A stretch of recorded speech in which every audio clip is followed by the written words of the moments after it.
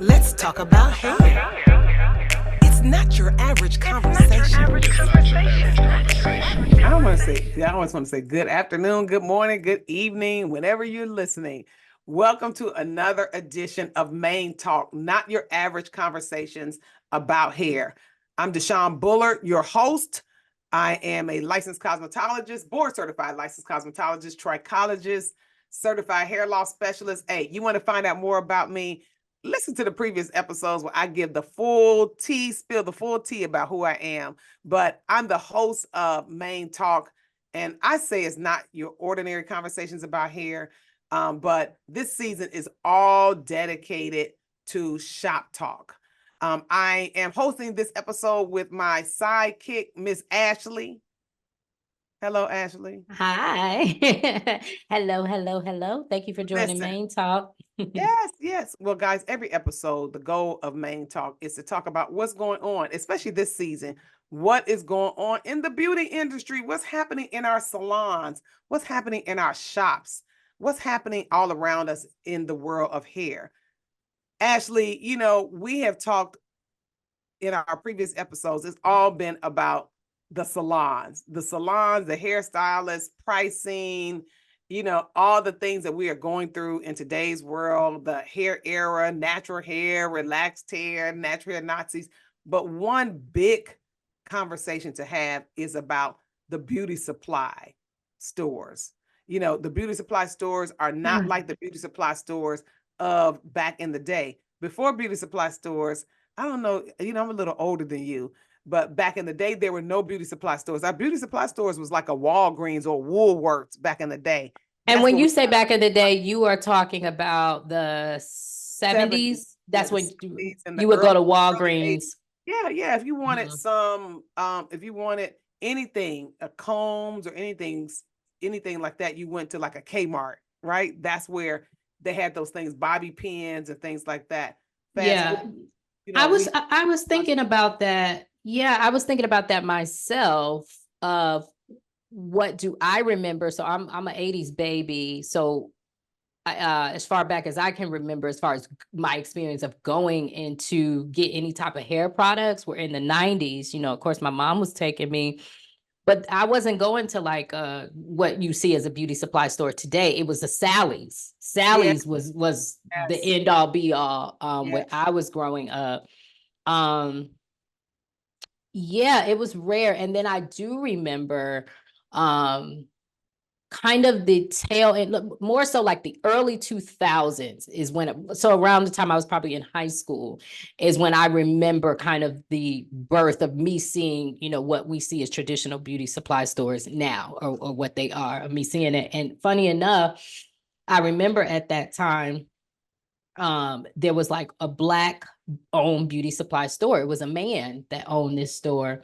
And my mom and I are so ignorant to what, you can get into it, but what the behind the scenes situation was. But we used to be like, we trying to support this man, but it would be like Deshawn literally like, I'm laughing, but there's a systemic reason for this that I now know and conscious enough to know. But at the time we'd be like, man, he only got 3 of each thing on the shelf. I mean, the shelves would literally be empty. Like the supply was so low, like, and it would just be like, we were going, he was so kind and we were like, oh, he Black, of course we're trying to support him, but he didn't really have anything in the store. Now, which we'll get into, I have an understanding, which brings me to, let me go ahead and read this article that I found, an Essence article, which I'll paraphrase, but the title of it says, Black-owned beauty supply stores are on the rise and we all rejoice.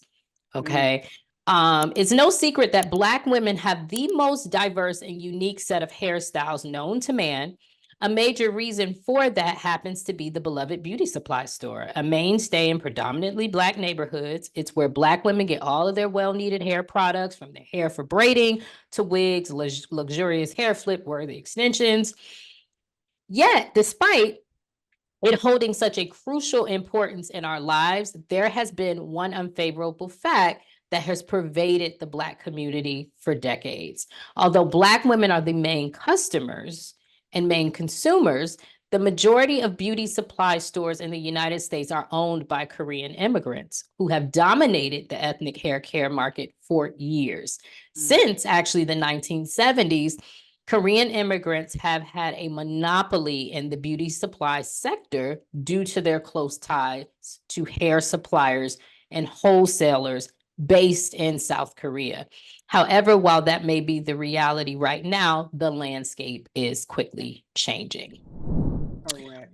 Yeah, I'll tell a personal story, Deshaun. I was happy to discover that article, and obviously I'm seeing it in real life as well, starting to happen. But the truth of the matter is, it still takes work to find a Black beauty supply store. Like, you got to really put effort into it. You're right. not going to necessarily just, pop like up. Starbucks and just be like, oh, let me just pull Right. in here, One right? at your corner, right? No. No. It does take effort. It takes planning, which I definitely encourage us to do, and pointing the finger back at myself as well. So typically, I just moved out of LA, and currently right now I'm in North Carolina. And when I was in LA, I would kind of plan my hair, because one, if you never lived in LA, traffic is just crazy. So maybe I was a little better planned. And then also the last 2 years of being in a pandemic also caused me to be a little bit more planned. I was ordering a lot of my stuff online and giving it time. Since I have moved, and I can't even remember what I was doing with my hair. Of course, when you move to a new state and all of that, you're kind of in between, finding a hairstylist. So I was kind of doing my own hair. And I found myself in a situation where I needed to go to a beauty supply store like that day. I was like, I got to get something for my hair. So I go into this beauty supply store, and I don't know, and the editing, honestly, and I'm not going to leave this out, I decide if I want to edit this name out or not, but just for the sake of the conversation, this was my real life experience. I went into a Beautista beauty supply store. And for those of you that have never heard of a Beautista, I'm sure you have Beautista-like stores in your state, in your city. It may just be called something else, right? But for me, it was my first experience like this. I had never, most of the beauty supply stores, to be honest, that I've ever been in besides the Sally's, most of the like big beauty supply stores and stuff like that, they're kind of rinky dinky, or they kind of be in the hood, or they just kind of whatever. Right. Mm-hmm. This one that I went to was like a Target. I mean, it was huge. They had literal like signs on each aisle, like when you go to the grocery store, like it's like aisle 5, that's where the seasonings are, that's where the sugar, that's where this, that's how this store was. Aisle 2, Man, and I mean, when I walked in, I was like, oh, like I was just like, wow, it was so clean and organized and spacious, and just, I can't even remember what I was going in there for, but by the time I was coming out, I all of a sudden needed all these things. Just because how organized and how much stuff they had in there, right? But being the conscious person I am, that zest and like, excitement, what I felt first entering in the store, quickly faded. For you guys that are just joining for this episode, I recently, spent about 3 months in Africa, Tanzania specifically. And I talk about in previous episodes how I had such an awakening there, and for the sake of this conversation where hair is concerned, I quickly felt like, oh, but I know we don't own this, and I know that we're not really getting any money off of this beautifully organized store, right? But I reasoned with myself, as we all do. I said, it's just this time I need to get something quick, whatever. And then I rationalized with myself that, whatever products I get out of that store anyway, I'm going to use it. Like when I get my hair done next, the braiding hair or whatever is going to a actually Black person that's going to be like doing the servicing. So whatever. Yeah, I try to get over it quick, but it still was bothering me. I had my son with me, my 3-year-old. I looked over to my right, and I decided that I wanted to get a pair of earrings. Now, these were fake gold earrings, Deshaun. I'm talking about like $1.50, earrings. That's at most is what they cost. I went over to the glass, whatever screen or whatever to open it, and I realized it was locked. And I was like, oh, okay. Then I look over and I realize who I have to ask to help me get those earrings out. When I tell you this is like a national guard, like of a police officer, I mean, he got on a bulletproof vest. He's, got his weapons and all of that. And to somebody that may experience this often, to put it into context, I'm freshly coming from Africa, to Tanzania specifically at the time, where police officers don't even have guns over there. So it's like, it would be a real situation for somebody to have a gun. So just to put it in context, I'm literally in a beauty supply store trying to get $1.50 pair of earrings. And this guard needs to accompany me to get these earrings out. I'm holding my son in my arms. And immediately even though he's only 3, I don't know, something about this police officer having to police me and open the case for these earrings. I felt like this big sense of shame. And I immediately felt a responsibility. And I said, never again. I'm never going to put myself in a position like this in their store. And I instantly got so angry, and I was just looking around and I'm like, man, they make so much money off of us. And the money is off of us, not being satisfied with us. It's like nobody else. It's just us. It's just us in the store. Yeah. Just us. Yeah. Just us. Just us. Just us. Okay. Just us. And I told myself, no. I have got to do better planning in the future. It's going to take some more work to maybe see who owns certain products. It may take 2.5 weeks to get here. I don't know. And I'm specifically talking about if I have to order online. Now, also, I need to do the due diligence of trying to find where are the Black beauty owned beauty supply stores in my area. But guess what? And even if there are no Black-owned beauty supply stores in your area, there are Black beauty supply stores out there. Most of them have e-commerce. Again, it's about making a decision on where we want to buy. It's no different than what the things we've talked about on the previous episodes about planning your service at a salon. I talked about going to visit, planning. It does require us to plan, but how committed are we to our community economics by planning? Because that's all you're saying, is that I have to make a conscious decision because I'm committed to the economics in my community to plan. You will go to the beauty supply store, but then we complain about the salon. I mean, they don't get a break. I mean, and this goes on and on and on and on. They get a break where we walk into their stores, they follow us around. And don't get me wrong, I understand that the reason why they're following us around is that we got folks that come in, our folks, we will see a different demographic and think we can get over on them, right? And so I understand that they may have experienced, as they call it in the technical term in the industry, is shrinkage in the Black communities, where they go into Walgreens and stores and they steal it out, especially in the beauty category, because we went through that. However, the same grace that we give them, I feel, which is why I'm so passionate about our Black salons from an economic standpoint, I think we deserve the same grace, but we don't get the same grace because we don't want to go into the full self-hate thing, because that we'll be talking about that all day. I can. And I feel like you don't deserve receiving $250, $300, $400 for me coming into your salon, giving you some money, but I can go into the beauty supply store. They can treat me any kind of way. They can't speak the language, and it don't matter. It doesn't make a difference how they treat me.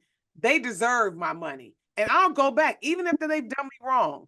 They deserve it, because why? You feel like they have a need, but then you look at me, and so now you look at me and you no longer have a need for me because you could do it yourself. Do you see how that kind of sounds? Yeah, I think though, there's a couple of things that came across my mind. One, I won't apologize for this. I am I get very passionate because I'm really disgusted by any immigrants coming over here and turning their nose up at us and regurgitating any type of white supremacy.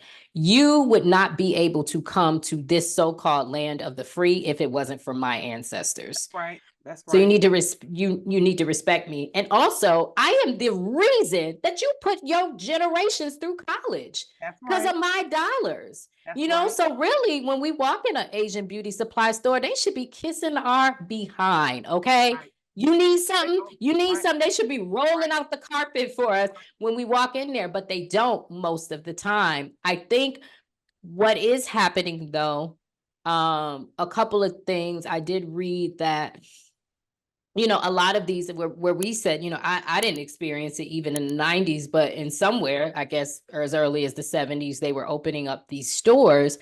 However, the people running those stores since the 70s are now retiring or dying off. And And their what they're children. saying is their children are uninterested in doing that. Their children are going to work for tech companies and Mhm. being entrepreneurs in other avenues. They're not interested necessarily in the beauty supply business. So that's also a good thing for us where it's turning back to us kind of by default. But I Right. think we also have to be intentional about making sure that it does turn over to us. The other thing I thought about, being in that store with that guy, and I was actually mad at the police officer. It was a black man. I was like, you took this gig, you know what I mean? Like you But just it just policing shows your you. own people. Yeah, but it shows you how desperate we are. Again, at the end of the day, it's about we need to take care of our families. But let's go back and look at how all this came about. People back in the day came to the salons for all things beauty, but we didn't have a retail shelf. We didn't have any products on the shelf to send our customers home with. You came in, got your hair done. Like, how do I maintain this? If you remember, a lot of stylists would turn the bottle around because they did not want the customer to see what they were using. And so, because of that, we allowed another community to come in because, again, what did I say earlier? You were buying these tools, these in today's world, it would be bonnets, wraps, satin wraps, bobby pins. You were buying these things at like a Kmart, sort of like. But they came in and saw that, hey, we can provide all these things in one place. But the reason why they were so successful at what they're doing is because of the black hair salon industry. It wasn't a DIY. It was they saw the money that was coming into the salons and that people were going to get their hair done every week. I mean, we were every week. Back in the day, Miss Jenkins had her appointment every week. Miss Jenkins wasn't gonna miss her appointment every week when she got off work every week. But Miss Jenkins also needed at-home maintenance because once I get my hair done every week, I need a wrap to wrap it up at night or a scarf. I need bobby pins. I need some type of a shine spray to kind of keep it shine, or some kind of moisturizer to keep it moist. It wasn't about buying a shampoo or conditioner, because I remember that being the biggest conversation. We wasn't selling shampoo and conditioner because we were doing the shampoo and conditioner at the salon, but we did, spritz, after we got tuck our roll, our bun, to kind of keep it in place. We needed some bobby pins to keep our pin curls in place. And the salons just did not participate in buying those additional assets to retail to our customer. Why? Because retailing, quite honestly, again, it requires you having or running a business and not just doing hair. And a lot of people was just doing hair because in order to sell retail, you have to have a retail certificate from the state. You got to pay the taxes. You got to charge the customers taxes. And unfortunately, our stylists back in the day just were not business savvy enough to make sure that they had those type of business assets in place to continue with the aftercare of the service, which is where we lost out. And so nowadays you have, as you say, Ingles closed down, which Ingles is a popular grocery store that's down here in Georgia. Ingles closed down. A beauty supply store is going to open up in that place, and it is going to be full when you blink. But let me add this, as we talk about Black-owned beauty supply stores now opening up, and there are quite a number of them. I actually know the person who is assisting Dr. Devin Robinson of the Black-owned Beauty Supply Institute. He is the one who is actually helping these Black-owned salons open up. He is the one who is instrumental with putting the products in the stores, because I work with him. But the reason why I say we have to make a conscious decision, there is a store, and now I would name this one because it will hopefully help. There's a store called Kova Beauty. And for those listening, go to COVA Beauty in Stockbridge, Georgia, in Atlanta. When I tell you this sister, her name is Diane Foster or Diana Foster. When I tell you her store look like a Sephora, when I say it is the bomb.com, when I say she is taking beauty supply to another level, she has an area where you buy your wigs. There's a mirror where you can sit down, try the wigs on. But unfortunately, when I drive by, she does not get the business that she deserves, because we have now been so acclimated. We have now been so accustomed to going into the Korean beauty supply store, and Diana has it all. Eyelashes, she has everything you need. What about location? Is she in a kind of prime location? Because see, they end up in those prime locations. Yeah, See, that's this true. Beautista that I went to, I mean, this was like in a shopping mall that also had like a TJ Maxx next door and something else, you know, Well, I'm sure that, yeah.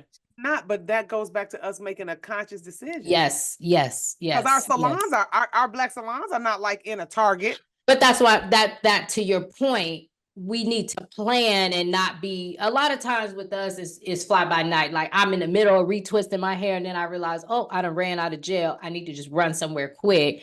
And, you know, we're just pulling up in our phone beauty supply store. And 9 times out of 10, that's going to be a Korean beauty supply store. So we do need to get to know and be just put the effort in, yeah, to know where our Black owned places are. I was gonna ask you, do you also feel like, you know, what assisted them and to be able to dominate that industry is the fact that they work together as a community. Correct. So they were able to pool their money in together, maybe to buy a grocery store sized beauty supply store. They were able to pool their money, back to when I talked about the Black man that tried to run his own beauty supply store back in the early 2000s. Now that I'm aware of what was happening, he only had a few products on the shelf because he probably needed, if he had 2 or 3 other people the way that they operate to go in with him and buy like in bulk and wholesale, he could have.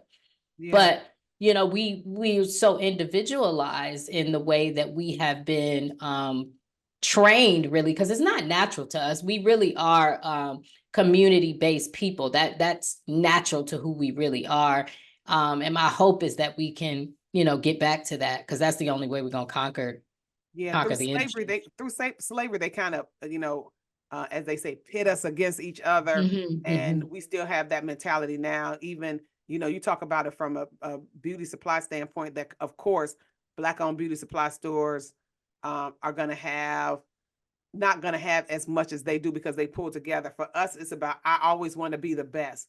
I'm the salon industry. Do you know how many salons you drive by that somebody would leave my salon, open up their own salon, and then say Boots for Rent?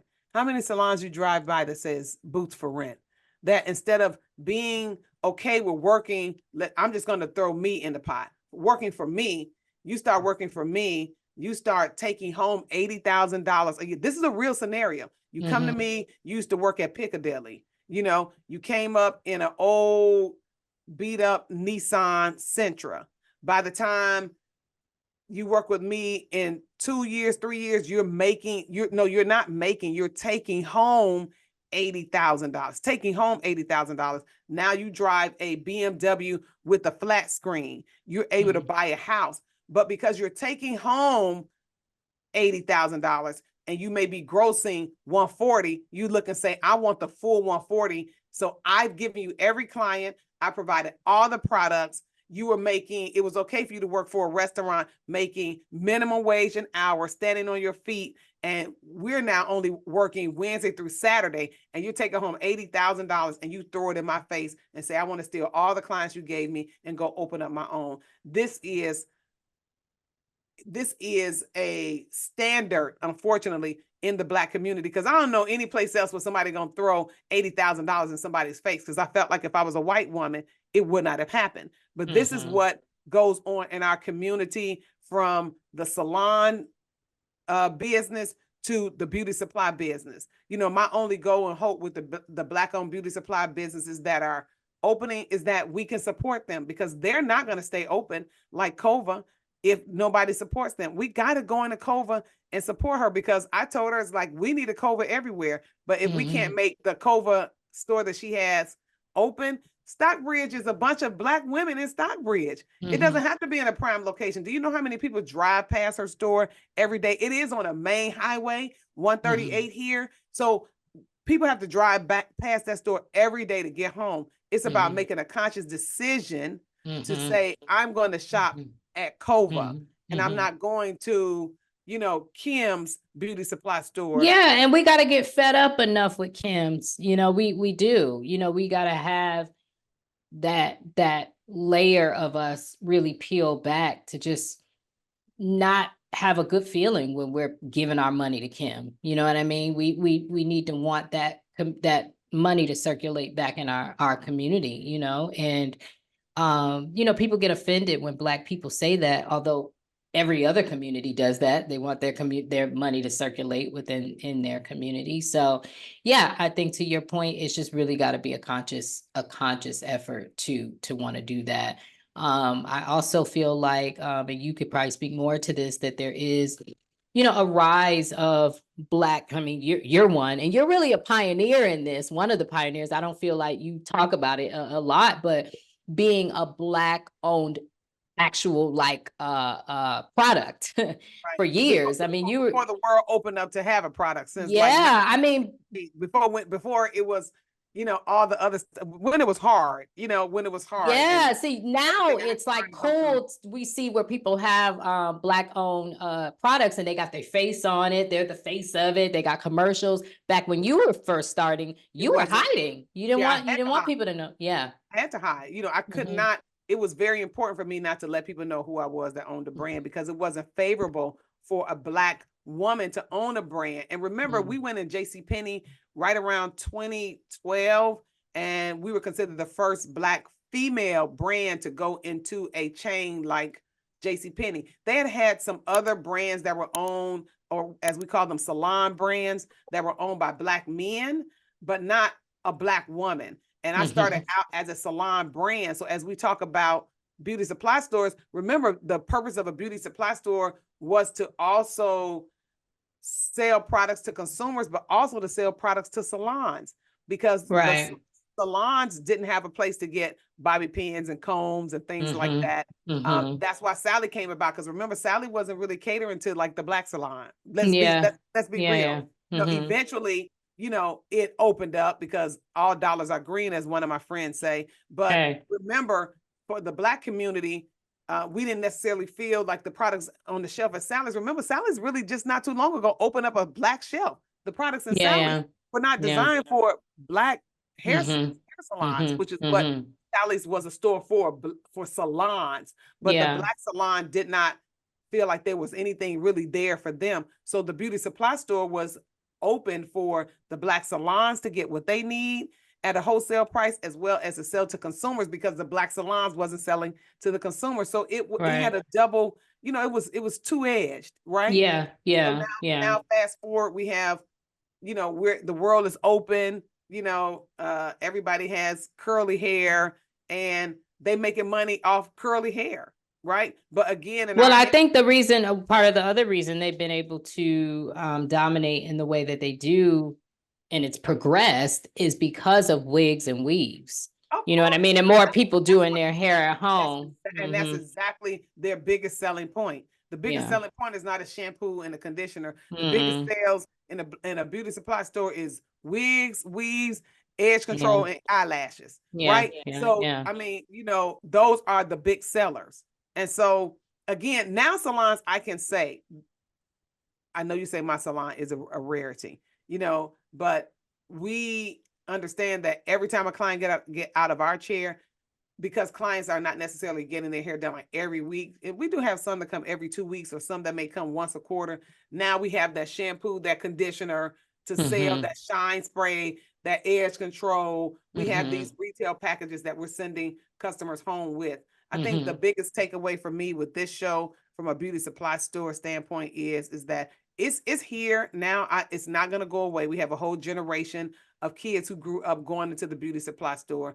it's here to stay. But the only thing we can do from an economic standpoint, when beauty supply stores open and we move to DIY, again, the salon industry almost feels like it is going to be extinct. I said it loud.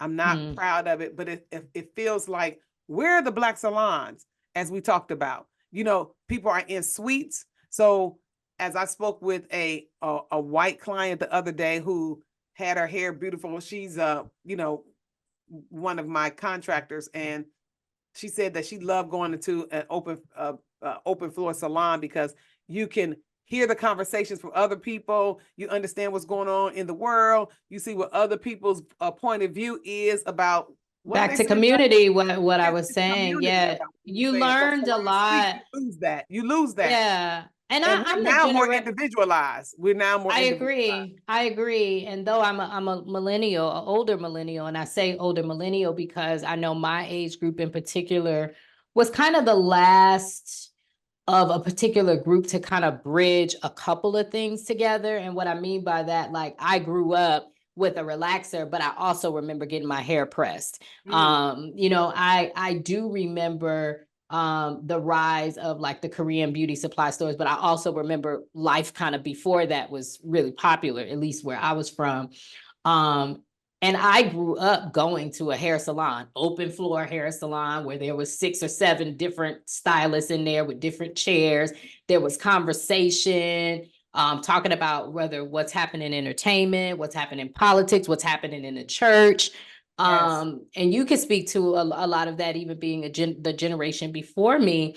You know, the salons was where we got information from, you know, through the movement and stuff, the Yeah. barbershops and the salons. And so by us losing that, what else are we really losing, you know? We're losing a lot, but we're losing a lot because of social media is kind of like now the driving force. But unfortunately, to me, it feels like social media can point us in the wrong direction more so than in the right direction. And I feel like that's what we lost. You know, social media is a blessing and a curse.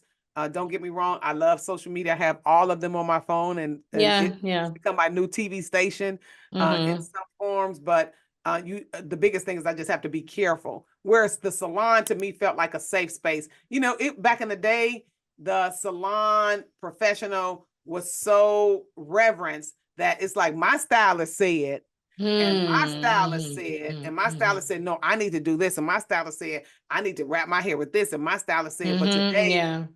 it's my stylist got all these long lists of rules and regulations. She don't have Yeah. none. She late. I got to pay a deposit. And so We've lost respect for the stylists, but the stylists have also lost respect for themselves and you're in correct. their You're correct. business. Yeah. Correct. And so hopefully we'll have an open forum to bring everybody together, because I think it's important to our community. To be honest, why I really wanted to agree to have this, I saw that once I dropped the video on TikTok of a reality show pitch that I think you were even working with me on, you know, back in the Back day, then. that did not get picked up. This has now been 12 years ago that we Mhm. pitched this. But when I dropped it on TikTok, people were like, oh my God, we need you today. It's real bad out here in these streets with, you know, with these salons. It's real bad. You need to pitch it again. And they're tagging all the producers and the networks. And so that really pushed me to really start having this conversation that we're having now with you saying, Deshaun, see, I told you,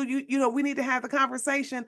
The conversation needs to be had because, to be honest, guys, the salon is a valuable part economically in our community, you know, not economically, but also socially and mentally. It's sisterhood, you know, it's Yeah. sisterhood at its best. It's connecting with each other. It's knowing who our neighbor is. It's knowing who the person who used to come to the salon every week. Your child had graduated. How long we've been coming to the salon? We've been coming to this salon for 20 years. It was like our salons became like our family. It was like a place where we met and things like that. And we unfortunately have lost that. And guys, we're trying to find our way back. Yeah, indeed. Well, this brings us to where we go from the hairnet to the internet. And as you were speaking about earlier, Deshaun, Kova Beauty, let's highlight this store.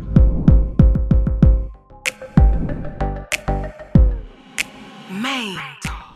It's beautiful. It's absolutely beautiful. It's And I would Black-owned, totally and I'm- patronize her And store. I'm actually proud of her Well, yeah, I'm glad to see that's happening, because that's certainly for sure an area that's never going to stop making money. So I think, shoot, I think by myself, maybe I need to invest in some type of, beauty supply. But yeah, it's important that we have to support these places, or they won't stay open. But Exactly. no doubt there is a need for it, because we are spending the money, just not in our community. Exactly. Well, Ashley, great conversation as usual, guys. Thank you for joining us on this episode of Main Talk. Please make sure you like, share, comment, add your comments below. How do you feel about going to the beauty supply store? What is your experience like? Is it stressful? Is it exciting? Let us know. Are you willing to support the Black-owned beauty supply stores that are out there? Are you going to make a conscious decision to support? Or, how do you feel? Drop us a line below and share it with your friends and family. And share with us also if you know of a Black beauty supply store, Black-owned beauty supply store. Share with us in the area. Share it in the comments, so the other people that may be in that area can patronize that store. Right. Make sure you look at our previous episodes. Make sure you stay tuned for our upcoming new episodes. And just keep engaging with us, guys, as we usually end our show. We said it earlier. I don't even know if we need to end with it, but our goal is to make sure that the crown you wear on your head, no matter how you wear it, hold your head up high and wear it, and be proud of the crown you wear. Until next episode, we'll talk to you guys later. Peace, guys. Thank you. Main Talk. Let's talk about hair. It's not your average conversation.